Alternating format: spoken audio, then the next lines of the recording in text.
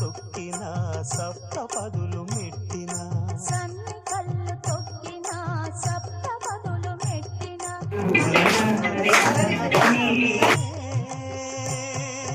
మంత్రం పరమార్థం శ్రీరస్తు శ్రీరస్తు శ్రీకారం చుట్టుకుంది పెళ్లి పుస్తకం ఇక